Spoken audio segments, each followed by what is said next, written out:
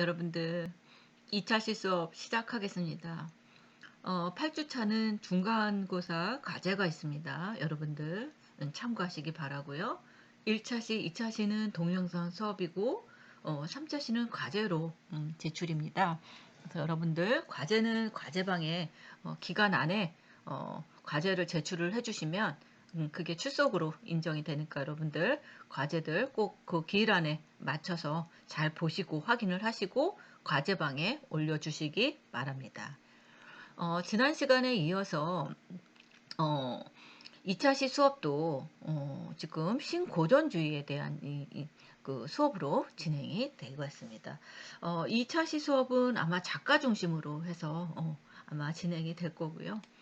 여러분들이 1차시에서 설명한 것처럼 우리가 지금 수업하고 있는 이 부분은 신고전주의 지금 중심으로 해서 나가고 있습니다. 다음은 이 자크르이 다비드에 대한 화가 작품들에 대한 것들입니다. 이 자크르의 다비드는 여러분들 많이 그림들을 보면 아실 것입니다. 아, 이게 다비드의 작품이구나 하는 것을 아실 것입니다. 이 신고전주의 양식에 속하는 이런 유력한 프랑스 화가로 이 시대에 탁월한 화가였죠. 1780년대 역사에서 그의 지적인 특징은 이 로코코의 그런 경박함이라고 그럴까요? 지나친 이런 사치적인 그런 곡선적이고 굉장히 태폐적인 그런 것 때문에 아마 그랬던 것 같습니다. 그래서 이런 로코코의 경박함에서 고전적인 엄숙함과 엄정함으로 취향의 변화를 이끌어내었습니다. 그래서 베네치아적인 색채 사용으로 유명한 이 앙피드 양식, 앙피드 양식이라는 거는 이 건축, 장식 예술 및 이런 시각 예술 분야에서 19세기 전반에 일어난 디자인 운동입니다. 그래서 종종 제2차 신고전주의 양식으로 이야기도 합니다. 그래서 이런 앙피드 양식으로 발전해 나가고요. 다비드는 이런 많은 학생들을 거느리고 있었고 19세기 프랑스 예술에서 특히 이 아카데미적인 이 파리 살롱 회화에서는 그를 굉장히 영향력 있는 인물로 만들었습니다. 앵그르의 제자를 만들었다는 거죠. 그래서 이 다비드는 신고전주의 대표적인 화가이고 고대 그리스와 이 르네상스로의 그런 복고를 외치며 미술사에 여러 중요한 업적을 남겼지만 그는 생전 혹은 성공을 위해서 자신의 그런 정치적인 신념을 저버린 예술가로 기록되기도 합니다. 이 다비드는 이 1780년대 왕실의 그런 부패를 비판하는 그런 계몽주의적인 화가로서 큰 명성을 얻기 시작합니다.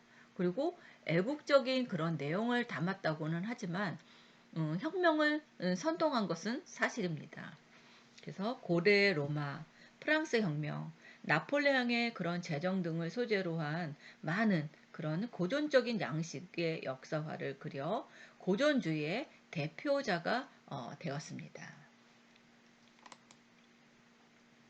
서양 미술사에서 가장 정치적인 인물을 뽑으라면 아마 18세기 말에 프랑스 화가 자크르이 다비드가 몰표를 받을 것입니다. 그 정도로 유명하죠. 정치적이라는 것이 권양지향적이라는 뜻입니다. 그래서 그는 루이 16세의 총애를 받던 왕실 화가였습니다. 그리고 프랑스 대혁명이 일어나자 혁명 당원이 되어서 왕을 단두대로 보냈고요. 이후 나폴레옹에게 충성하다가 그가 실각한 뒤에는 외국 벨기에로 망명해서 안락하게 살았습니다. 이처럼 격변의 시기에 늘 권력의 핵심에 있었던 다비드의 작품은 시대의 변화를 극명하게 보여주고 있습니다. 이 다비드의 특징은 이 작품의 주제가 과거의 그런 한정된 틀에서 벗어나서 당대의 이런 시사적인 사건을 다루는 등 선택이 자유롭습니다. 화면 구성이나 인물의 형태를 묘사하는 방식 색감이 객관적이고 정확하게 묘사되고요. 윤곽성이 단정해지고 따라서 형태가 명확합니다. 그래서 대표 화가는 이 다비드와 앵그르가 있었는데 다비드는 우리가 잘 아는 이 나폴레옹의 말타는 초상화를 그린 화가로 유명하고요. 나폴레옹 대관식이 마치 사진 같은 느낌? 배경도 정확히 그려서 그런 그 노력한 흔적이 남아 있습니다. 다비드는 이런 미술이란 자연을 가장 아름답게 완벽하게 모방하는 것이며 미술 작품의 목적은 눈을 즐겁게 해줄 뿐만 아니라 영혼 속에 파고들어서 현실 그 자체에서 얻어지는 인상을 마음속에 새겨준다라고 하였습니다. 이거는 벨리사리우스입니다. 이 그림은 이 자선품을 받아들이는 벨리사리우스입니다. 이 작품인데요. 벨리사리우스는 이 비잔틴 제국의 위대한 장국이었지만 비이성적인 황제에 의해서 두 눈이 뽑히고 거지로 전락하게 되는 비극적인 인물입니다. 그래서 이것을 이렇게 다비드는 벨리사리우스라고 해서 이 그림을 이렇게 그렸습니다.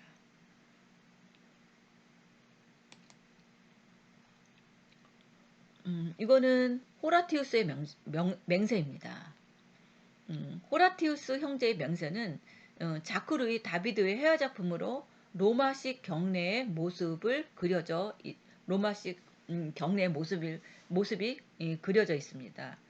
프랑스 혁명 이전에 1784년에 완성이 되었고요. 신고전주의 회화의 모범 작품으로 간주되고 있습니다. 이 내용은 이 호라티우스 삼형제가 공화국을 위해 목숨을 바치겠다고 맹세하면서 격려하는 이런 로마 신화의 한 장면입니다. 그래서 다비드의 작품인 이 그림은 애국적인 내용이 담아 있고요. 혁명을 또 선동하기도 합니다.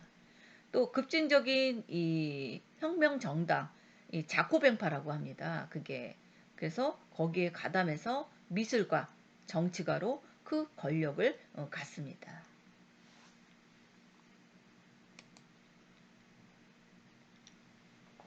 이거는 브루투스 아들의 시체가 돌아오답니다. 이 작품은 1789년 프랑스 대혁명 전야에 완성되었습니다.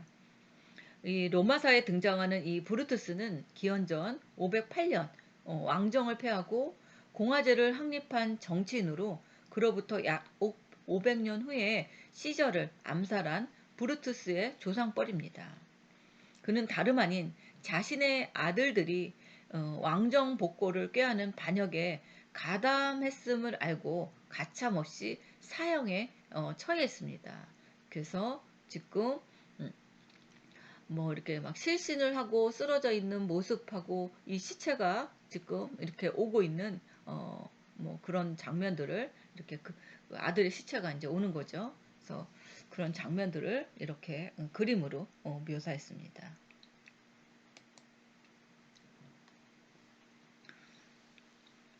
다비드는 이 아들들의 시체가 이 브루투스의 집으로 응구되는 극적인 순간을 그렸는데요.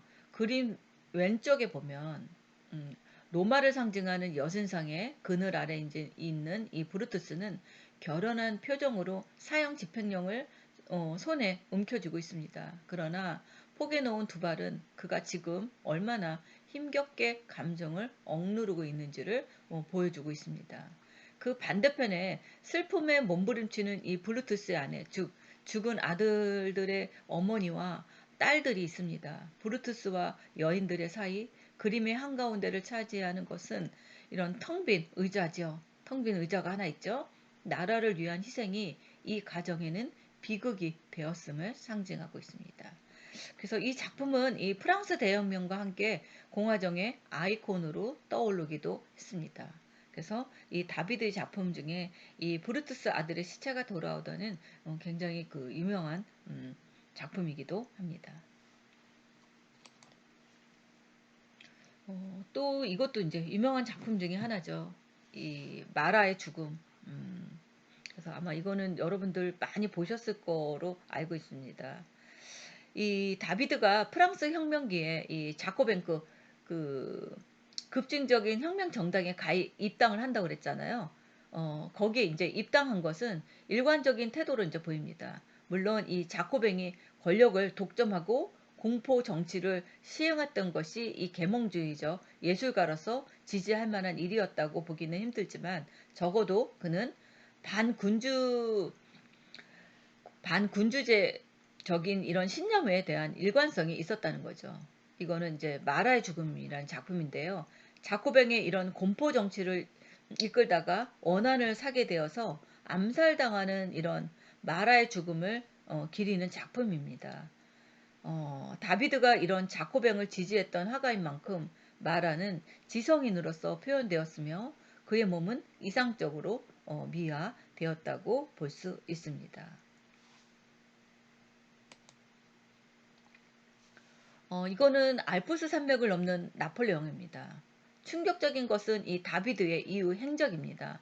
나폴레옹이 집권한 뒤에는 자코뱅의 당원들이 대부분 사형을 당하거나 구금되었는데요. 다비드는 이런 나폴레옹의 궁정화가로 또 탄탄대도를 밟아 나갑니다. 아, 대단한 것 같아요. 다비드는. 예, 예. 다비드의 그런 예술적인 재능을 아까워하고 이런 선전 매체로서의 예술의 힘을 잘 알고 있던 나폴레옹이 다비드를 사면해주고 후원해줬기 때문입니다.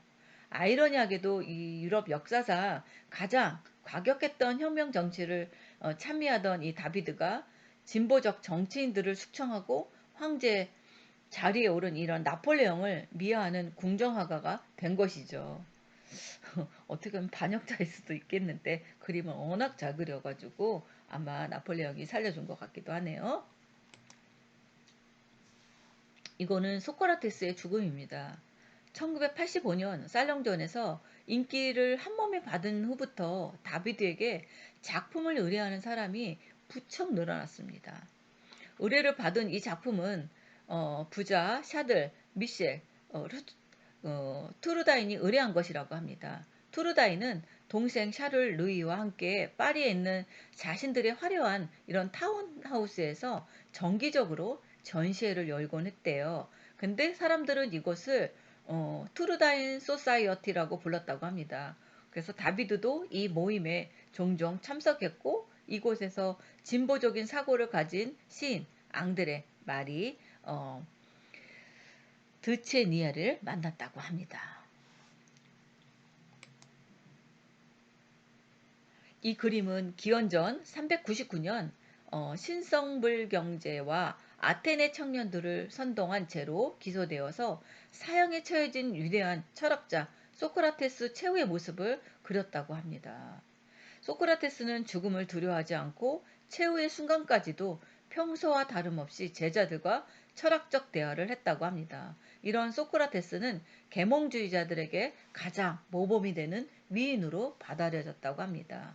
다비드가 이 작품을 그릴 때 체니에가 소크라테스의 제스처에 관해 많은 조언을 해주었다고 합니다. 다비드는 이른 소크라테스의 죽음을 1787년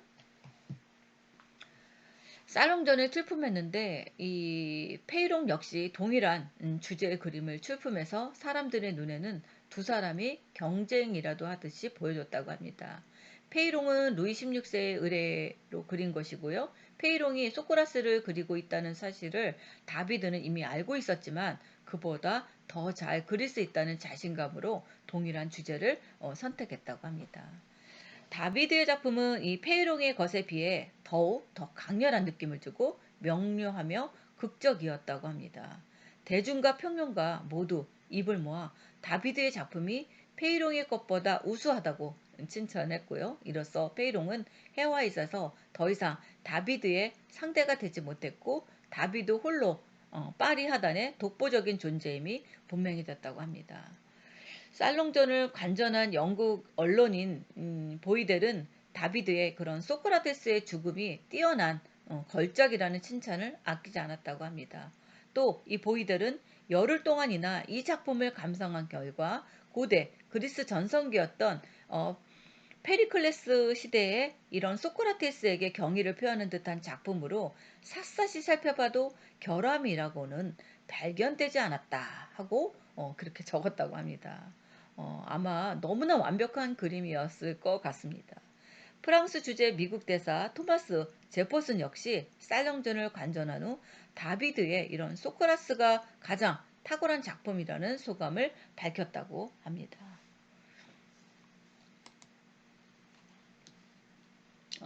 이거는 사비니 여인입니다. 음, 이 소묘와 선이 더욱더 뚜렷이 표현되어 있습니다.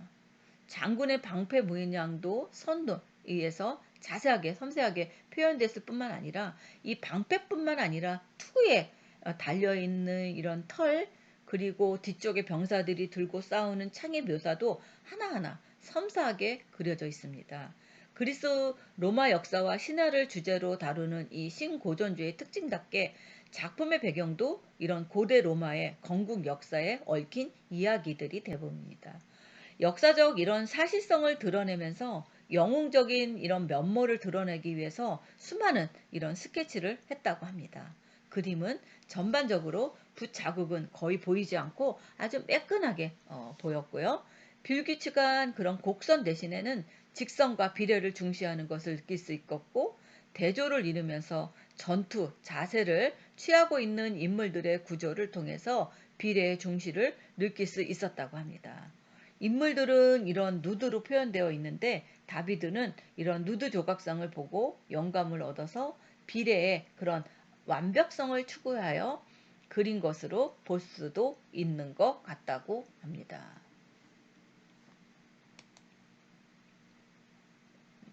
이거는 켈빈 해밀턴의 브루투스의 맹세입니다. 다비드는 1781년부터 이 이야기를 주제로 드로잉하기 시작했다고 합니다. 처음에는 이 호리티우스 형제가 승리를 거두고 로마로 돌아와 카밀라를 살해하는 장면을 그렸지만 1782년 2월 공식적으로 제출한 이 드로잉에는 아버지가 아들을 변호하는 장면이 그려져 있었습니다. 그러나 그는 마음을 바꿔서 공식적으로 제출한 드로잉대로 그리지 않고 변호하는 장면과 행위가 수반되지 않아서 시각적으로 두드러 보이지 않았기 때문에 대신 그는 자신이 상상한 이미지를 극적으로 구성했다고 합니다. 호라티우스 삼형제가 조국을 위해 전투에 임하기 전 아버지 앞에서 맹세하는 극의 정신과 용사로서 결혼한 자세를 묘사하기로 한 것이죠. 이 1784년 4월 다비드의 둘째 아들 외젠이 태어났고 그 해는 다비드의 제자 장 제르맹 드루아가 로마 대상을 수상한 해이기도 했습니다. 제자가 이 영예로운 상을 수상한 것은 처음 있는 일로 다비드의 위상을 한층 더 높여줬고요. 다른 대가들 문화의 화가 지망생들이 다비드의 문화로 몰려와 제자의 수가 40명에 이르렀다고 합니다. 자연스럽게 다비드 학파가 생기게 되었죠. 그해 9월 두루아가 노마로 유학을 가게 되었는데 다비드도 동행을 했고요. 노마로 가는 것이 제자뿐만 아니라 자신을 위해서도 필요하다며 두루아를 가르치는 가운데 자신도 배우는 게 있다고 한 그의 말에는 두루아를 매우 자랑스럽게 여겼음을 알 수 있습니다. 예, 그래서 지금 이 신고전주의 요 부분들을 지금 이 소크라테스의 죽음 다비드에서는 이 신고전주의에서는 이 다비드의 이런 소크라테스의 죽음이 굉장히 중요하다고 볼 수 있습니다. 예, 다음은 앵그르입니다. 다비드 앵그르가 아마 신고전주의의 아주 대표적인 작품이라고 할 수 있겠죠. 이 앵그르는 이 루이 프랑스와 베르탱의 초상 이것들을 이렇게 그렸고요. 다비드와 함께 이 프랑스 신고전주의를 대표하는 화가고요. 신고전주의가 추구하는 이상적이고 절대적인 그림의 우아함과 간능미 이를 더했다는 평가를 받고 있습니다. 또 이 앵그르는 이런 천의 재질감을 표현하는 능력도 굉장히 뛰어났다고 합니다. 그리고 인체 비율 등의 왜곡이 되어서 해부학적으로는 맞지 않는 비판을 받기도 했다고 합니다. 이 오기스토 도미니크 앵그르는 사람의 그런 외모와 내면을 생생하게 묘사하는 데 있어서 유명한 초상화가로 이 작품은 그의 초상화 중 대표작입니다. 작품의 모델인 이 베르댕은 이 프랑스에서 유명한 언론사 대표로 부르주아적 대표적인 인물입니다. 베르댕에게 초상화 주문을 받은 앵그르는 그가 가진 권위 있고 위압적인 성격을 드러내고자 하였고요. 그의 특징을 드러낼 만한 포즈를 찾지 못해서 고민하고 있었는데 어느 날 베르댕 씨가 자신의 아들과 치열하게 정치적인 논쟁을 벌이는 모습에서 자신 찾고자 하는 표정과 자세를 발견하게 된 앵그르는 이 작품을 완성하였다고 합니다. 이 그림에서 보면 그 눈빛에서부터 어디 하려면 해봐라. 자, 나 어때? 이런 식의 자신감이 넘쳐납니다. 약간 들어올린 어깨며 정면을 바라보는 모습에서도 자신이 이룩한 것이나 가진 것에 대한 자부심이 아니면 거만함 같은 게 느껴지죠. 작품 속의 이 베르댕은 날카로운 눈매가 전달되는 자신 있는 표정과 뭐 이런 조끼에 단추가 터질 듯이 나온 배에 두 손가락을 허벅지에 세운 모습 등에서 성공한 이런 자본가로서 베르댕의 위험 있는 권위 있는 모습이 그대로 전달됐다고 볼 수 있습니다. 1789년 프랑스 대혁명을 겪은 뒤 차츰 귀족 계급이 몰락하고 대신 새로운 계층 중상층이 등장합니다. 중상층에 속한 사람을 프랑스에서는 부르주아라고 부르고요. 부지런히 일해서 거둔 자신의 성공한 모습을 그림으로 남기고 싶어 했습니다. 그래서 자신의 모습이 그려진 초상화로 집안을 장식하는 게 당시에 큰 유행이었고요. 그림을 갖는다는 것은 자신의 신분과 견제력을 남에게 알리고자 굳게 굳히는 수단이 되었다고 합니다.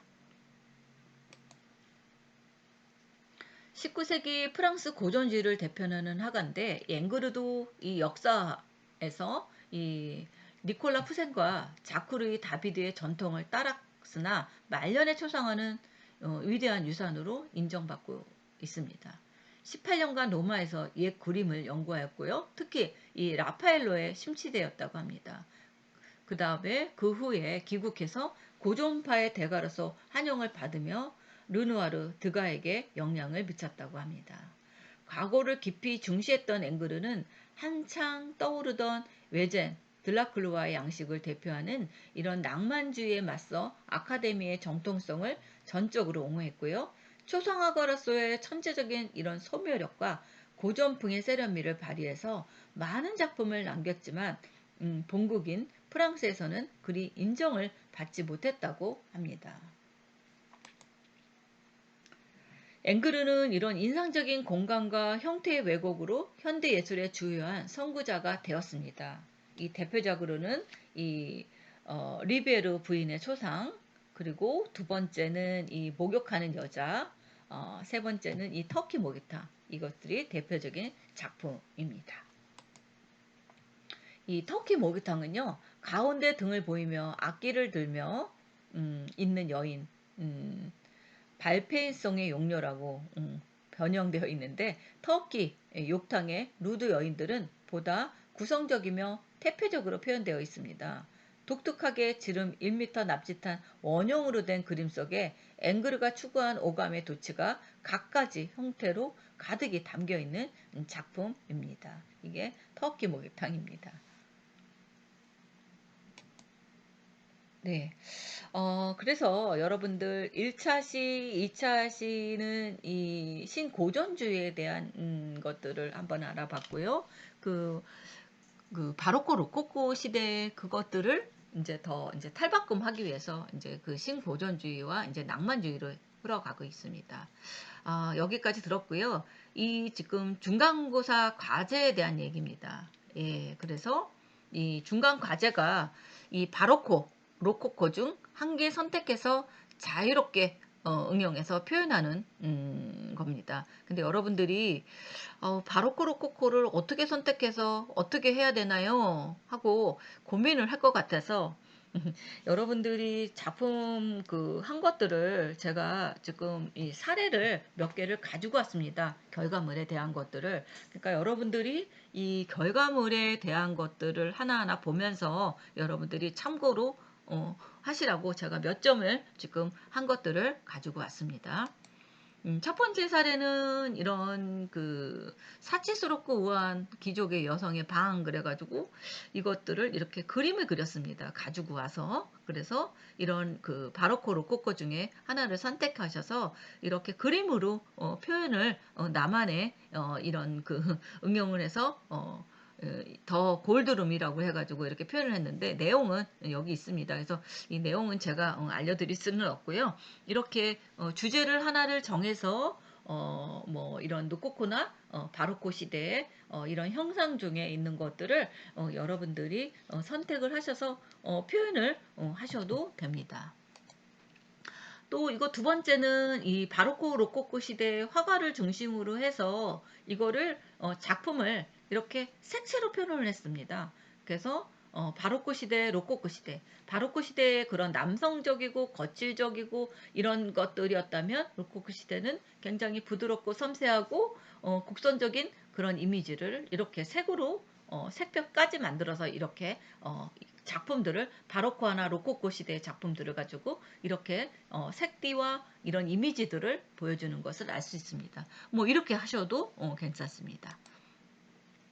또 이거는 이 로코코를 선택을 해가지고 로코코 양식의 이런 것들을 여기에다가 다 이미지를 이런 콜라주를 만드는 거죠. 그래서 이런 작품을 하셔도 되고요. 이거 뭐 이 우유 따르는 여인이라고 그러죠. 뭐 이런 식으로 해서 원본을 놓고 이렇게 나만의 이 포즈를 취해서 이렇게 표현을 하셔도 됩니다. 또 이렇게 작가 한 명을 놓고 이런 콜라지 형식의 이런 작품을 넣으셔도 되고요. 또 이런 샤르댕의 작품이죠. 이런 것들을 원본과 이 작품을 놓고서 다른 기법으로 이런 주제에 관계된 것들을 가지고서 설명을 하고서 거기에 여기는 이제 소품을 이제 뭐 다른 거를 넣은 것 같아요. 그렇게 하셔도 됩니다. 뭐 어렵지 않죠? 예. 그래서 여러분들이 이렇게 바로코 로코코 중에서 하나를 선택해서 자유롭게 응용 표현을 하시면 되겠고요. 이것들을 선택해서 뭐 조형적인 특징으로 표현을 하셔도 됩니다. 그래서 과제는 기간은 좀 짧을 겁니다. 그래서 과제방에 올려주시기 바랍니다. 출석은 3차 시수업은 아마 이 과제 제출한 걸로 따로 체크가 될 것입니다. 그래서 여러분들 여기에다가 바로코 로코코 중에 하나를 선택하셔도 되고 비교해도 되고 같이 해도 되고요. 상관없습니다. 그래서 하시는데 반드시 여기다가 좀 이름을 써주시기 바랍니다. 이거를 다 펼쳐놓은 상태에서 하기 때문에 파일명에 이름을 넣었다고 해도 자꾸 이게 변동이 될 수 있으니까 여러분들 여기다가 반드시 이름을 꼭 써주시기 바라고요. 그 다음에 여기에 작품을 표현을 하시면 됩니다. 그래서 이름을 꼭 써주시고 제출을 과제 날짜에 맞춰서 여러분들 잊지 않고 잘 제출해 주시기를 바랍니다. 예, 이렇게 해서 중간 과제는 여기서 이걸로 실습 그러니까 과제로 나갑니다. 예, 그럼 여기서 수업을 마치겠습니다. 감사합니다.